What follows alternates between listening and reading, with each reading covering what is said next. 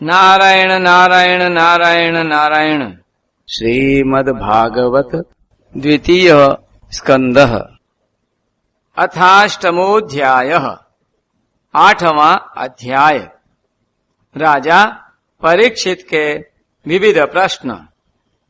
राजा परीक्षित ने कहा, भगवान आप वेदवेत्ताओं में श्रेष्ठ हैं।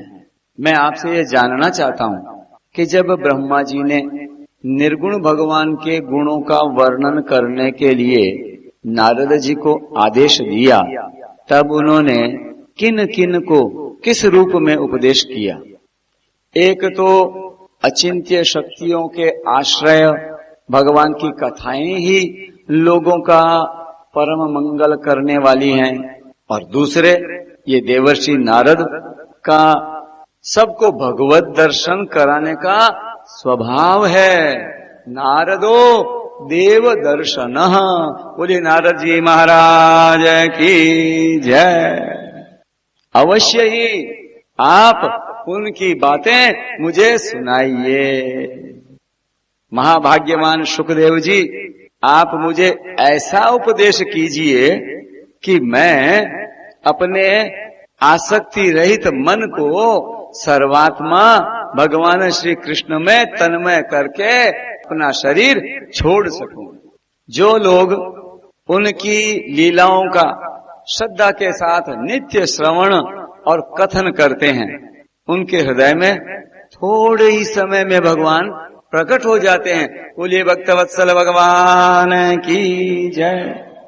श्री कृष्ण कान के छिद्रों के द्वारा अपने भक्तों के भाव में हृदय कमल पर जाकर बैठ जाते हैं, और जैसे शरद ऋतु जल का गंदलापन मिटा देती है, वैसे ही वे भक्तों के मनोमल का नाश कर देते हैं।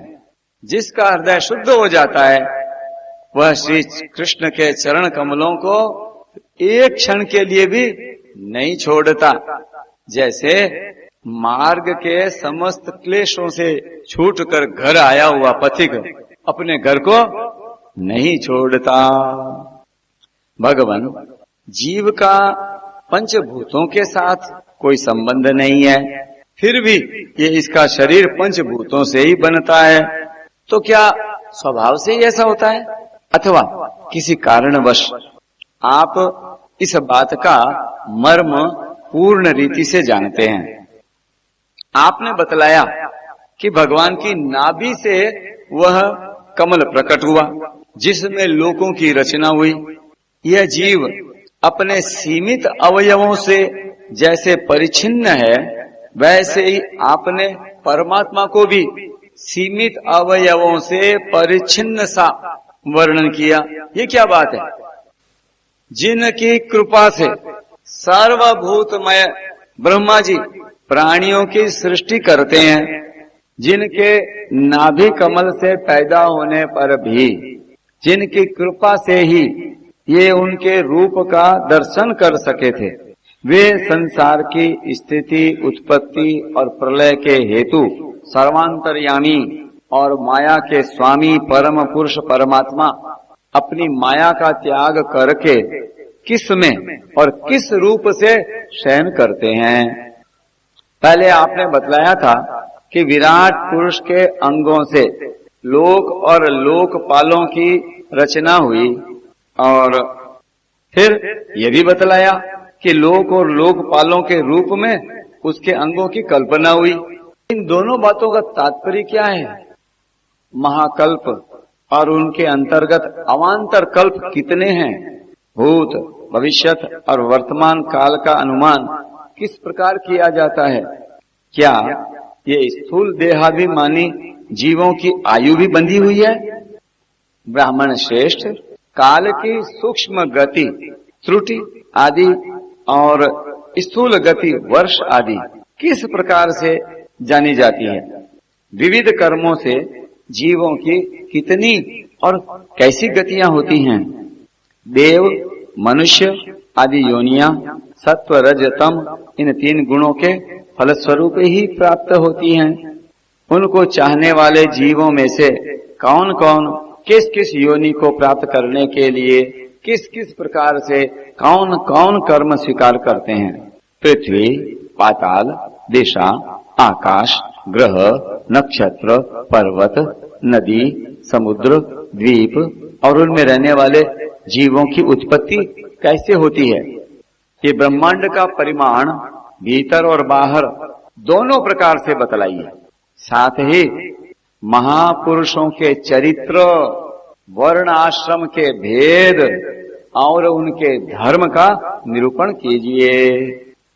युगों के भेद, उनके परिमाण और उनके अलग अलग धर्म तथा भगवान के विभिन्न अवतारों के परम आश्चर्यमय चरित्र भी बतलाइए। मनुष्यों के साधारण और विशेष धर्म कौन कौन से हैं।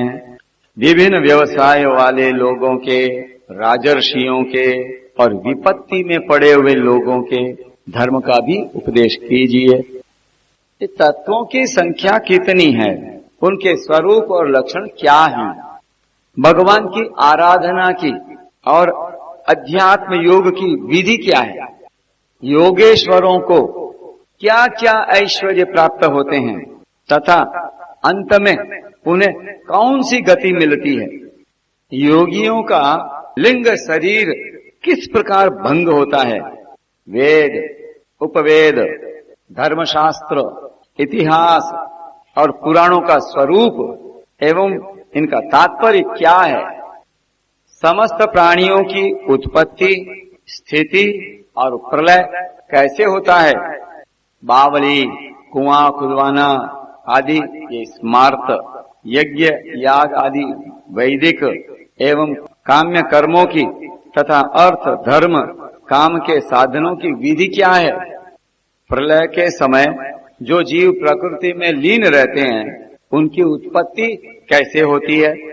पाखंड की उत्पत्ति कैसे होती है। आत्मा के बंध मोक्ष का स्वरूप क्या है और वह अपने स्वरूप में किस प्रकार स्थित होता है। भगवान तो परम स्वतंत्र हैं, वे अपनी माया से किस प्रकार क्रीड़ा करते हैं और उसे छोड़कर साक्षी के समान उदासीन कैसे हो जाते हैं। भगवान, मैं ये सब आपसे पूछ रहा हूँ, मैं आपके शरण में हूँ। महामुने, आप कृपा करके क्रमशः इनका तात्विक निरूपण कीजिए। इस विषय में आप स्वयंभू ब्रह्मा के समान परम प्रमाण हैं। दूसरे लोग तो अपनी पूर्व परंपरा से सुनी सुनाई बातों का ही अनुष्ठान करते हैं। ब्राह्मण, आप मेरी भूख प्यास की चिंता न करें। मेरे प्राण कुपित ब्राह्मण के शाप के अतिरिक्त और किसी कारण से निकल नहीं सकते, क्योंकि मैं आपके मुखारविंद से निकलने वाली भगवान की अमृतमयी लीला कथा का पान कर रहा हूँ। बोलिए भक्तवत्सल भगवान की जय। सूत जी कहते हैं, शौनक आदि ऋषियों, जब राजा परीक्षित ने संतों की सभा में भगवान की लीला कथा सुनाने के लिए इस प्रकार प्रार्थना की, तब सुखदेव जी को बड़ी प्रसन्नता हुई। उन्होंने उन्हें वही वेद तुल्य श्रीमद् भागवत महापुराण सुनाया, जो ब्रह्म कल्प के आरंभ में स्वयं भगवान ने ब्रह्मा जी को सुनाया था। पांडव शिरोमणि परीक्षित ने उनसे जो जो प्रश्न किए थे, वे उन सब का उत्तर क्रमशः देने लगे।